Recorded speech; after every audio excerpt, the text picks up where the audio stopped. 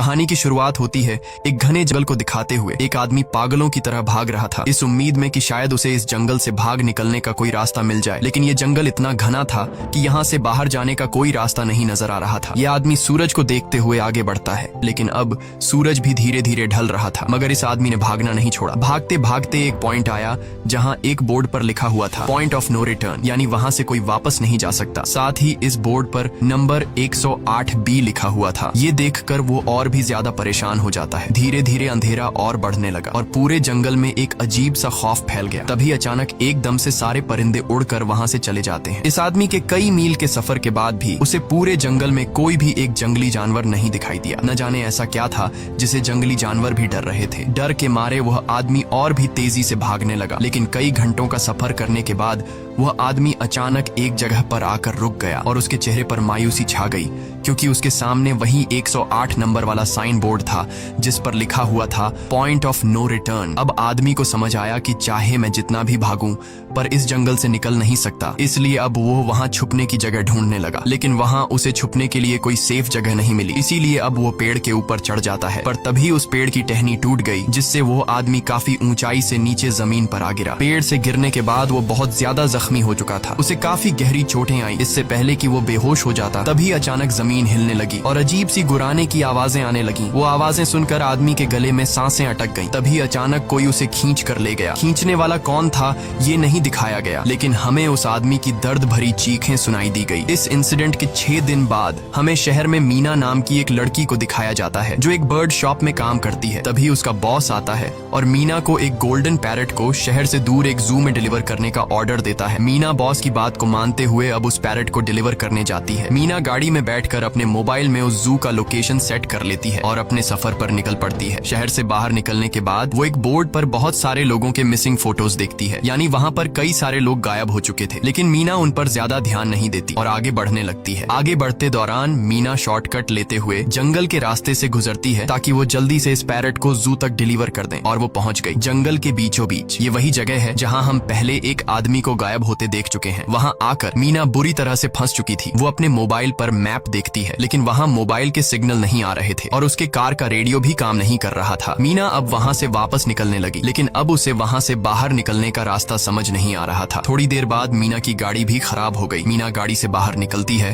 और उसे सामने लगा हुआ वही पॉइंट ऑफ नो रिटर्न वाला बोर्ड दिखाई देता है। मीना को कुछ समझ नहीं आता, इसीलिए वो पैरट के पिंजरे को हाथ में लेकर आसपास मदद ढूंढने आगे चली जाती है, लेकिन वहाँ आसपास किसी भी मदद का नामो निशान तक नहीं था। उसके बाद वो वापस उस जगह पर लौट आती है जहाँ उसने अपनी गाड़ी खड़ी की थी, लेकिन वहाँ से उसकी गाड़ी गायब हो चुकी थी। ये देखकर वो बहुत ज्यादा परेशान हुई। उसे लगा कि शायद वो उस जगह पर नहीं आई है जहाँ उसकी गाड़ी खड़ी थी, बल्कि ये किसी दूसरी जगह पर आ गई है और उसकी गाड़ी कहीं दूसरी जगह में खड़ी है, क्योंकि इस जंगल का हर एक पॉइंट एक ही जैसा दिखाई दे रहा था। अब अंधेरा भी गहरा होता जा रहा था। एकदम से पहले की तरह ही सभी परिंदे इन पेड़ों से उड़ जाते हैं। मीना को अब डर लगने लगा था, क्योंकि जमीन भी जोर जोर से हिल रही थी। मीना को वहाँ आसपास किसी के होने का एहसास होता है। तभी अचानक मीना को दूर किसी का साया नजर आया। मीना भागते हुए उसके पीछे आई, पर उसे वहाँ कोई भी नहीं मिला। तभी अचानक मीना को एक बूढ़ी औरत भागते हुए दिखाई दी। मीना भी दौड़कर उसका पीछा करने लगी। वो उससे मदद मांग रही थी, लेकिन वो औरत रुकती नहीं, तेजी से भागती रहती है। एक बार फिर मीना इस बूढ़ी औरत का पीछा करती है। अचानक वो बूढ़ी औरत फिर से गायब हो गई। मीना जब उसे ढूंढते हुए और आगे बढ़ी तो उसे दूर जंगल में एक बड़ा सा कमरा दिखाई दिया। वो बूढ़ी औरत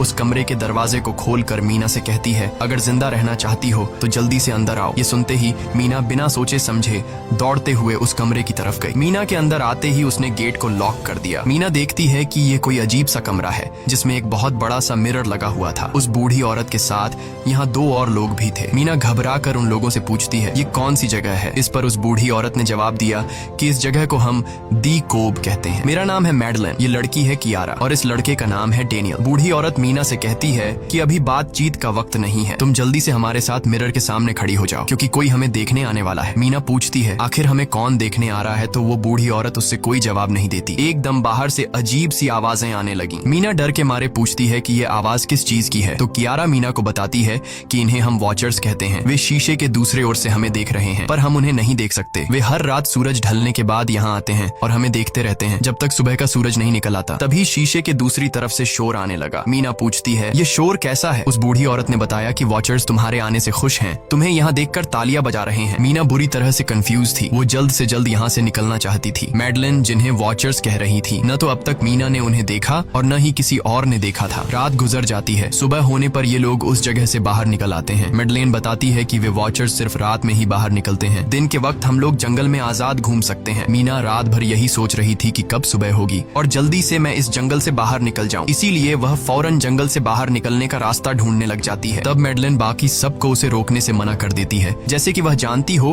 कि मीना इस जंगल से बाहर नहीं निकल सकती और वह जरूर वापस आएगी। बस मीना को जाते हुए मैडलिन बताती है कि तुम्हारा यह फैसला अच्छा नहीं है, इस जंगल से बाहर निकलने का कोई रास्ता नहीं है। रात होने से पहले हमें इस घर में वापस आना पड़ता है, अगर तुम लेट हो गई तो तुम अपनी जान से हाथ धो बैठोगी। मीना किसी की बात नहीं सुनती और अपने पैरट को लेते हुए तेजी से आगे बढ़ती है। थोड़ा सा आगे बढ़ने पर उसे वहीं पॉइंट ऑफ नो रिटर्न वाला साइन दिखाई देता है। उसे देखकर वो घबरा तो गई, लेकिन उसने हिम्मत नहीं हारी और सूरज को देखकर सूरज की डायरेक्शन में आगे बढ़ती रही, पर जंगल से निकलने में कामयाब नहीं हो सकी। आगे चलकर रास्ता ही खत्म हो गया। मीना ने देखा कि वो एक पहाड़ के टॉप पर खड़ी है, जहाँ से आगे दूर दूर तक जंगल के सिवा कुछ भी नहीं था। इसीलिए वो मायूस होकर नीचे बैठ जाती है। तभी अचानक उसके कंधे पर किसी ने हाथ रखा। वो डर गई और जब उसने पीछे मुड़कर देखा तो वो बूढ़ी औरत मैडलिन थी। यहाँ मैडलिन उसे हौसला देती है और कहती है कि सिर्फ तुम ही नहीं जिसने यहाँ से निकलने की कोशिश की और हार गई, हम भी तुम्हारी तरह ही हार कर यहाँ रुके हैं। यहाँ से बाहर निकलने का कोई रास्ता नहीं, चलो मैं तुम्हें कुछ दिखाती हूँ। मैडलिन मीना को जंगल की तरफ लेकर जाती है। मैडलिन मीना से कहती है, ये जंगल एक शिकारी है और हम सब उसका शिकार, अगर जिंदा रहना चाहती हो तो हमारे साथ ही रहो। मैडलिन उसे पॉइंट ऑफ नो रिटर्न वाले काफी सारे साइन बोर्ड दिखाती है, जो कि जंगल के चारों तरफ गोल घेरे में लगे थे और उनके बीच में था उनका कमरा। मैडलिन बताती है कि यह हमारे घर से आधे दिन के फासले पर लगे हैं, अगर इसे आगे गई तो वापस लौटना मुश्किल हो जाएगा, इसलिए कभी भी यह तुम्हें नजर आए तो तुम इन्हें इग्नोर मत करना। मीना पूछती है, ये सब किसने बनाया? तो वो जवाब देती है, ये एक प्रोफेसर ने बनाया है, लेकिन अब तक उसे किसी ने देखा नहीं है। अब रात हो जाती है, ये लोग वापस उस घर के अंदर आ जाते हैं। हर रात वॉचर्स उन्हें देखने के लिए आते थे। आज कियारा नामी लड़की उनके सामने डांस करती है और कहती है ये सब उन्हें पसंद है। ऐसा नहीं था कि इन चारों को हर रात वॉचर्स के सामने खड़ा ही रहना पड़ता था। ये लोग जो चाहते वह कर सकते थे, बस ये लोग उनकी तरफ अपनी कमर नहीं कर सकते थे। ऐसा करने पर वो लोग बहुत ज्यादा गुस्सा हो जाते थे। रात में तो उन्हें सिर्फ वॉचर्स का मसला था, लेकिन दिन में भी उन्हें बहुत मुश्किलों का सामना करना पड़ता था। ये लोग जंगल से हर रोज अपना पेट भरने के लिए कुछ न कुछ शिकार करके लाते थे, जिससे उनका गुजारा हो जाता। अगले दिन कियारा और मीना दोनों जंगल में शिकार करने जाती हैं। मीना कियारा से पूछती है कि आखिर ये वॉचर्स चाहते क्या हैं? कियारा बताती है, मुझे भी कुछ खास नहीं पता, लेकिन मैडलाइन कहती है कि ये वॉचर्स हमें देखते हैं, हमें ऑब्जर्व करते हैं, लेकिन अगर हमने वॉचर्स को देखा तो हम पागल हो जाएंगे, क्योंकि वॉचर्स बहुत ही खूंखार दिखते हैं। कियारा अब उसे एक गड्ढा दिखाती है और कहती है, ऐसे बहुत से गड्ढे इस जंगल में मौजूद हैं। दिन के वक्त सारे के सारे वॉचर्स उन गड्ढों में रहते हैं और रात में वो यहाँ से बाहर निकल आते। दिन के वक्त ये लोग इसलिए बाहर नहीं आ सकते क्योंकि सूरज की रोशनी उनकी स्किन जलाती है। कियारा मीना को बताती है कि वो 5 महीने पहले अपने पति के साथ इस जंगल में आई थी और तब से वो दोनों यहाँ फंसे हुए थे, पर आज से 6 दिन पहले मेरा पति जंगल में रास्ता ढूंढने निकला है। मुझे उम्मीद है कि वो जरूर वापस आएगा और हम सबको यहाँ से सेफली ले जाएगा। यहाँ हमें मालूम होता है कि असल में कियारा का हस्बैंड वही आदमी था जिससे हमने मूवी के स्टार्ट में देखा था, जिसे कोई यहाँ से खींच कर ले गया और अब वो मारा जा चुका है। इस तरह से बातें करते हुए ये दोनों कमरे के पास वापस लौट आए। यहाँ मैडलिन ने मीना को 3 रूल समझाती है जिंदा रहने के लिए। सबसे पहला ये कि वो रात के वक्त घर का दरवाजा नहीं खोलेगी। दूसरा, रात में वो आईने की तरफ अपनी कमर नहीं करेगी। और तीसरा ये कि दिन के वक्त वो उन गड्ढों के पास नहीं जाएगी और जितना हो सके रोशनी में रहेगी। जब तक तुम इन रूल्स को फॉलो करोगी तब तक तुम जिंदा रहोगी। लेकिन मीना को मैडलाइन की बातों पर बिल्कुल भी भरोसा नहीं होता। अब उस रात मीना इन वॉचर्स के बारे में जानना चाहती थी, इसीलिए वो शीशे के साथ कान लगाकर आवाजें सुनने की कोशिश करती है। जब उसे कुछ सुनाई नहीं देता तो मीना को मैडलिन की बताई गई वॉचर्स की बातें फेक लगने लगती हैं। इसलिए वह रूल्स को तोड़ते हुए अपनी कमर को शीशे की तरफ करके सो जाती है और ऐसा करने पर इन वॉचर्स को गुस्सा चढ़ जाता है। वो लोग जोर जोर से उस शीशे को मारने लग जाते हैं। शोर से मैडलाइन भी उठ जाती है और वह जल्दी से मीना को शीशे की तरफ खड़े रहने को कहती है और तब जाकर वो वॉचर्स का गुस्सा शांत होता है। यानी जब इंसान वॉचर्स को अपनी पीठ दिखाते हैं तो वह उसे खुद की इंसल्ट मानने लगते हैं। ये रात भी गुजर जाती है और अगले दिन मीना डेनियल के साथ शिकार पर निकलती है। वो डेनियल से पूछती है, क्या आज तक तुमने किसी वॉचर को देखा है? जिस पर डेनियल ने जवाब दिया कि मैंने भी आज तक वॉचर्स को नहीं देखा और जो भी वॉचर्स को देखता है वो जिंदा नहीं बच पाता। तब मीना डेनियल को समझाती है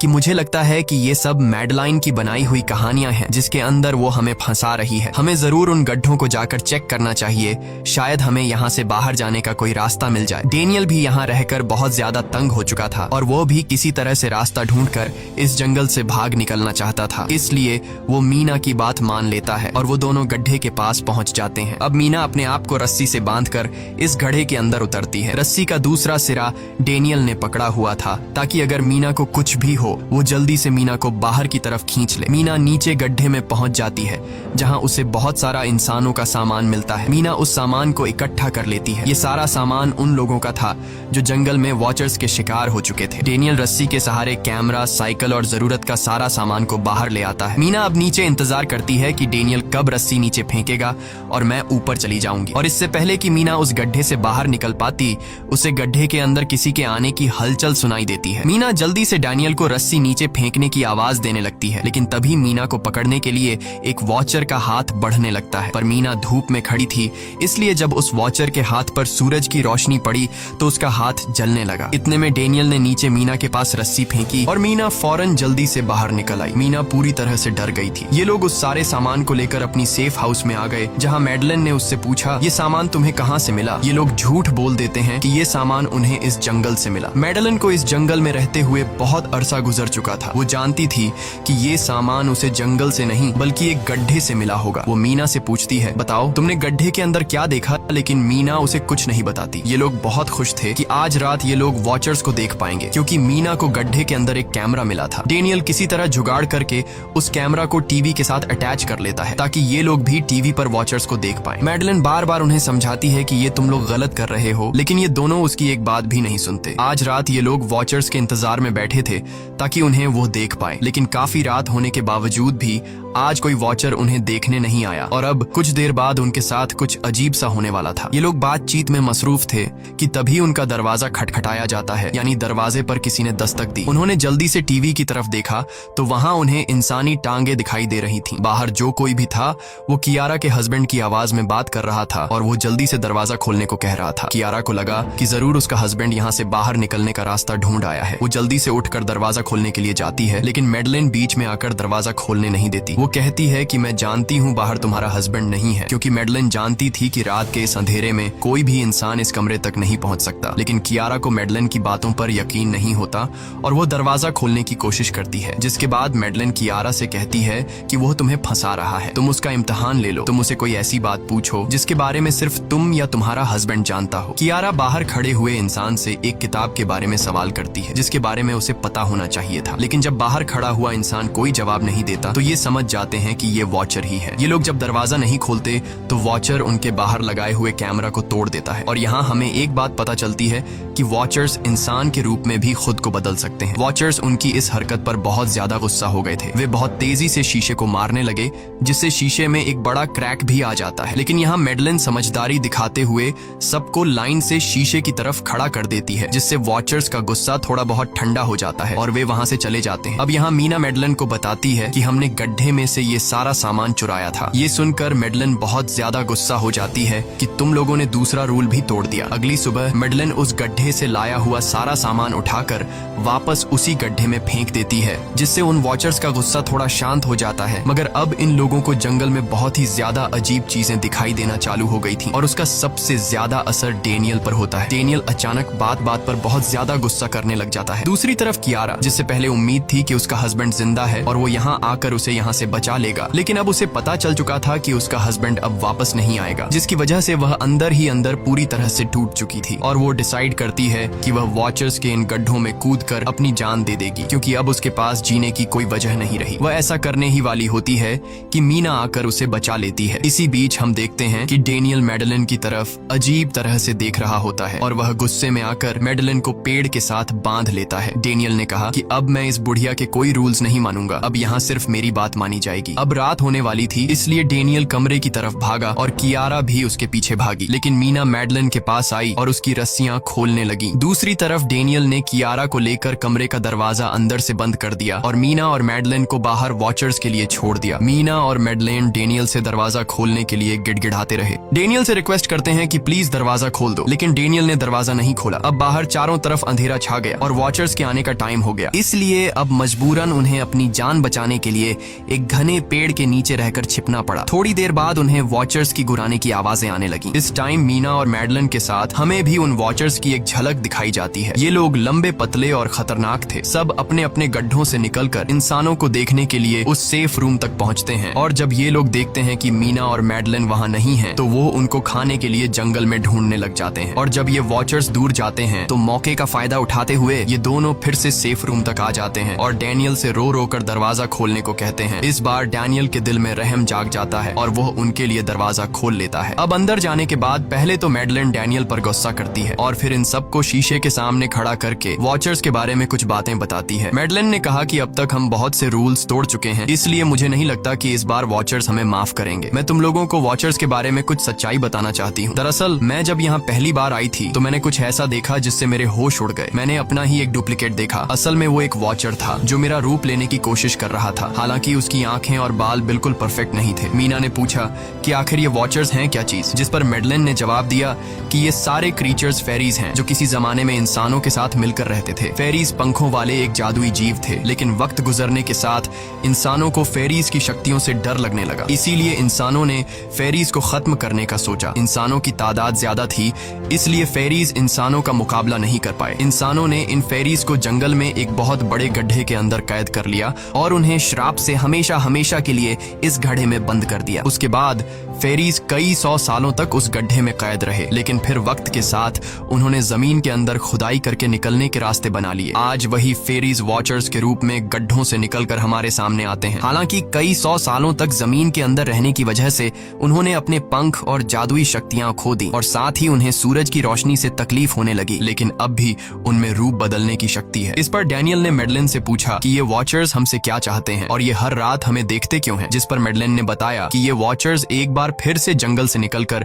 इंसानों के बीच रहना चाहते हैं, लेकिन अपने असली रूप में ये इंसानों के बीच नहीं रह सकते। इसीलिए उन्होंने हमें यहाँ रखा हुआ है ताकि हमें देखकर हमारा रूप ले सकें और हमसे आज के दौर के तौर तरीके सीखकर इंसानों के बीच रह सकें। मैडलिन ये सब बातें बता ही रही थी कि अचानक सभी वॉचर्स वापस लौट आए और जब वॉचर्स को पता चलता है कि मैडलिन और मीना वापस अपने कमरे में आ गए हैं तो वो सब गुस्से से भड़क उठे और दरवाजा तोड़ने की कोशिश करने लगे। इन चारों ने टेबल को खींचकर दरवाजे के सामने रख दिया ताकि दरवाजा वॉचर्स तोड़ न सके, लेकिन वॉचर्स की ताकत काफी ज्यादा थी और इन चारों को पता चल चुका था कि जल्द ही वॉचर्स अंदर आ जाएंगे और उन्हें मौत अपनी आंखों के सामने दिखाई दे रही थी। तभी उन्होंने देखा कि टेबल को घसीटकर दरवाजे तक ले जाने की वजह से कारपेट पलट गई है। जब उन्होंने कारपेट हटाया तो उन्हें नीचे एक बड़ा लोहे का गेट नजर आया। उन्होंने जल्दी से गेट खोला तो उन्हें पता लगा कि नीचे एक बहुत बड़ा बंकर है। ये लोग जल्दी से उस बंकर के अंदर घुस गए और ऊपर से लोहे का गेट बंद कर दिया। ये लोग इस बात को लेकर परेशान थे कि ये बंकर यहाँ पर मौजूद था और इन लोगों को पता भी नहीं चला। इस बंकर के नीचे बहुत फैसिलिटीज थी, हजारों दिन का खाना, एक कंप्यूटर और भी बहुत सारा जरूरत का सामान रखा था। मीना जानना चाहती थी कि आखिर ये जगह किसने बनाई, इसीलिए वो उस कंप्यूटर को ऑन कर लेती है। उस कंप्यूटर में बहुत सारा डेटा सेफ था, जिसे खोलने पर उन्हें पता चलता है कि ये सारी जगह प्रोफेसर मार्टिन ने बनाई थी। असल में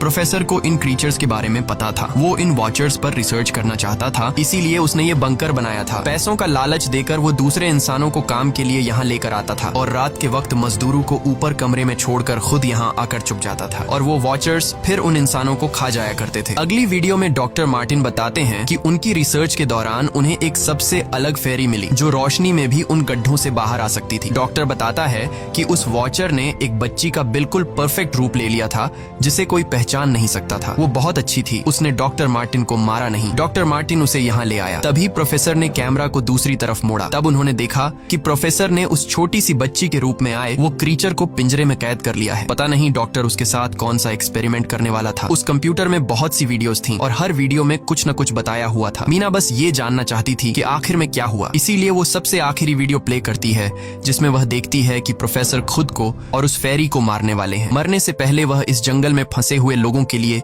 यहाँ से निकलने का रास्ता बता देता है और कहता है कि शाम में जिस डायरेक्शन में परिंदे भागते हैं उस डायरेक्शन में भागने से वे लोग इस जंगल से निकल सकते हैं। उसने इस रिकॉर्डिंग मैसेज में कहा था कि अगर कोई इस जंगल से निकलने में कामयाब हो गया तो यूनिवर्सिटी में जाकर मेरी सारी रिसर्च तबाह कर देना। मैंने यहाँ आकर बहुत बड़ी गलती गलती कर दी। उसके बाद प्रोफेसर ऊपर चले गए और फिर 2 गोलियों की आवाज आई, जिससे उन्हें समझ आया कि प्रोफेसर ने पहले उस फेरी को मारा और फिर खुद को गोली मार दी। आज रात ये चारों बहुत खुश थे क्योंकि उन्हें इस जंगल से जान छुड़ाने का रास्ता मिल गया था। अगली सुबह सभी लोग अब बंकर से बाहर निकलते हैं तो देखते हैं कि उनका सेफ हाउस उन वॉचर्स ने पूरी तरह तबाह कर दिया है और आज के दिन उन्हें लाजमी इस जंगल से निकलना होगा, वरना ये लोग मारे जाएंगे क्योंकि रात को अब उनके पास छिपने के लिए कमरा भी नहीं बचा था। ये लोग अब यहाँ जंगल से निकलने के रास्ते में बढ़ने लगते हैं। वो परिंदे जिनके बारे में प्रोफेसर बता रहे थे वे तो शाम को उड़ने वाले थे, लेकिन उन्हें शाम होने से पहले जंगल से बाहर निकलना था। इसलिए मीना अपने पास मौजूद पैरट को आजाद कर देती है। जिस डायरेक्शन में वह उड़ता है उसी डायरेक्शन में ये लोग चलने लग जाते हैं। चलते हुए रास्ते में ही उन्हें एक कब्र मिली। मैडेलिन उस कब्र को देखकर बताती है कि एक वक्त था जब ये लोग इंसानों के साथ रहते थे, लेकिन इंसानों ने उनके साथ बहुत बुरा किया, धोखा किया और उन्हें यहाँ जंगलों में फंसाकर खुद चले गए। कई घंटे सफर करने के बाद ये लोग एक नदी के पास पहुंच गए। वहाँ उन्हें प्रोफेसर का एक बोट मिला, जिसको देखकर ये लोग बहुत खुश हुए, लेकिन उनकी खुशी अब कुछ ही देर की मेहमान थी क्योंकि अब अंधेरा हो चुका था और वॉचर्स के आने का वक्त हो गया था। उससे पहले कि ये लोग डॉक्टर मार्टिन की बोट में बैठकर यहाँ से दूर चले जाते, तभी उन्हें पीछे से किसी की आवाज आई। जब उन्होंने पीछे मुड़कर देखा तो वो कियारा का हस्बैंड था जो मदद के लिए चिल्ला रहा था। वो बहुत ही जख्मी हालत में था। बाकी सब बोट में बैठ चुके थे, इसलिए डेनियल अकेला उसकी मदद के लिए गया। डेनियल कियारा के हस्बैंड को खींचकर बोट की तरफ लाने लगा, लेकिन तभी ये लोग बोट से देखते हैं कि डेनियल जिसकी मदद करने गया वह कोई इंसान नहीं बल्कि एक वॉचर है, जिसने उनके सामने ही डेनियल का रूप ले लिया। वो लोग कुछ भी नहीं कर पा रहे थे। अब उस वॉचर ने डेनियल को मार दिया। उन्हें इस बात का पता था कि वॉचर्स इस नदी को पार नहीं कर सकते हैं और फाइनली ये लोग खुद इस नदी को पार करके शहर तक पहुंच जाते हैं। और कहानी में असल ट्विस्ट इसके बाद आया। शहर पहुंचने के बाद ये तीनों अलग अलग रास्तों पर चले गए और कुछ दिनों बाद अब मीना जल्दी से डॉक्टर मार्टिन के कहने के मुताबिक उनके यूनिवर्सिटी में उनका सारा डेटा खत्म करने के लिए आई। उससे पहले कि वह उनका रिसर्च डेटा डिलीट कर देती, तभी उससे वहाँ एक टेप रिकॉर्डर मिला और उस टेप रिकॉर्डर से मीना को एक नया राज मालूम हुआ। जब हजारों साल पहले इंसान और फेरीज एक साथ रहते थे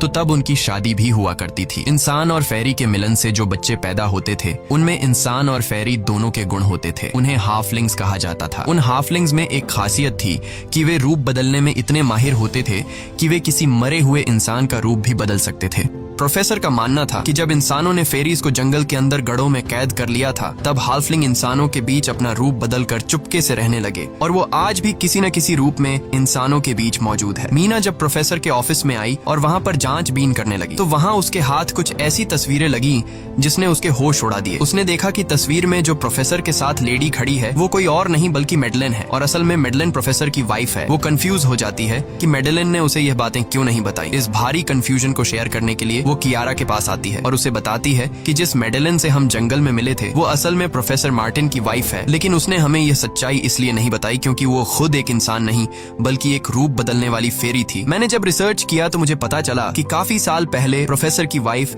मैडेलिन कैंसर की वजह से मर गई थी। ये सुनकर कियारा कहती है कि फिर वो मैडेलिन कौन थी जो इतने समय से हमारे साथ थी। इस पर मीना कहती है, मुझे सब समझ आ रहा है। दरअसल प्रोफेसर अपनी वाइफ के मरने से बहुत दुखी थे और उसे हर हाल में वापस पाना चाहते थे और जब प्रोफेसर को इन रूप बदलने वाली फेरीज के बारे में पता चला तो प्रोफेसर ने उस रूप बदलने वाली फेरी को पिंजरे में कैद किया जो एक बच्ची का परफेक्ट रूप लेकर उनके पास आई थी। प्रोफेसर ने अपनी वाइफ की फोटो दिखाते हुए उस फेरी को अपनी वाइफ मैडेलिन जैसा बना दिया क्योंकि वो फेरी बाकी फेरीज से अलग थी। वो दिन में भी बाहर आ सकती थी। मीना ने कहा कि मैंने मैडेलिन को यहाँ बुला लिया है, हमें किसी तरह से करके उसे वापस जंगल भेजना होगा। तभी एक कार वहाँ आकर रुकी। जब उस कार से जो इंसान उतरा उसे देखकर मीना के गले में सांस अटक गई। वो कियारा थी, यानी कि अब तक जो मीना के साथ थी वो मैडेलिन थी। उसने कियारा का रूप ले रखा था। कियारा जैसे ही घर के अंदर आई तभी मैडेलिन ने कियारा के हस्बैंड के रूप में बदलकर उसे बेहोश कर दिया। मीना ने मैडेलिन से कहा, आखिर तुम चाहती क्या हो? जिस पर मैडेलिन गुस्से में आकर कहा, मैं फेरीज की सबसे अलग मखलूक हूँ। मेरे सभी साथी बचपन से मुझे चिढ़ाते थे। वो मुझे अपने साथ नहीं रहने देते क्योंकि मैं सबसे अलग थी। मैं उस जंगल में अकेली पड़ चुकी थी और मैं उस जंगल से निकलकर बाहर लोगों के साथ मिलकर रहना चाहती थी। फिर एक दिन प्रोफेसर उस जंगल में आया।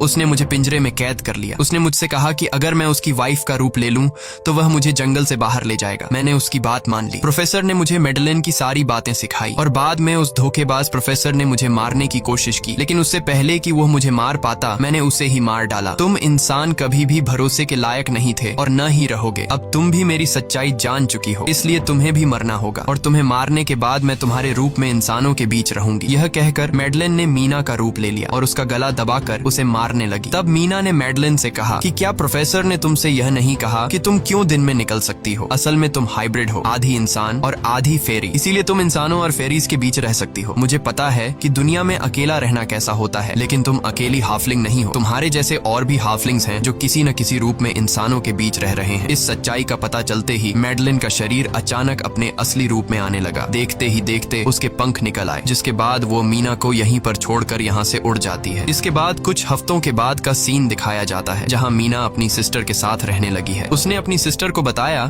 कि शायद वो फेरी अभी भी मेरा पीछा कर रही है। तब मीना की सिस्टर उसे कहती है कि तुम डरो मत, ऐसा कुछ नहीं है। और कहानी के एंड में हम एक छोटी बच्ची को देखते हैं जो कि उस वक्त मीना के घर के नीचे खड़ी थी। ये कोई और नहीं बल्कि मैडलिन थी, जो अब उनके दुनिया में उस रूप में रह रही है। और इसी के साथ ये कहानी खत्म हो जाती है। अगर आपको ये वीडियो अच्छी लगी हो तो हमारे चैनल को सब्सक्राइब और वीडियो को लाइक जरूर कीजिएगा।